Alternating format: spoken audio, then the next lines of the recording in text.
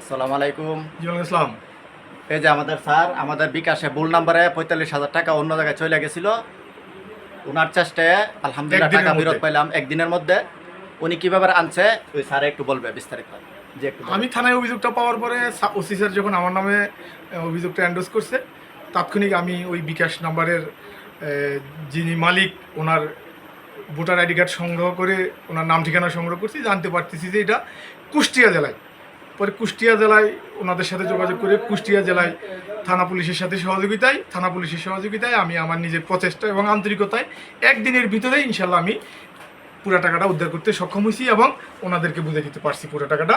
এটা আমি মনে করি যে পুলিশের চাকরি হিসাবে বা আমাদের বর্তমান যেই পুলিশের অবস্থান, এই অবস্থান থেকে আমি পুলিশের যে এটা বাংলাদেশ পুলিশের এটা ভালো অবস্থান এবং ভালো কাজ, এবং এটা আমার অফিসার ইনচার্জ ওসি স্যার উনিও খুব আন্তরিক ছিল, আমাকে বলছে যে আন্তরিকতার সহিত ওনাদের এই টাকাটা ব্যাপারে চেষ্টা করো। আমার সহযোগিতায় আমি কাজ করে টাকাটা উদ্ধার করতে পারছি এবং প্রকৃত মালিককে টাকাটা বুঝে দিতে পারছি।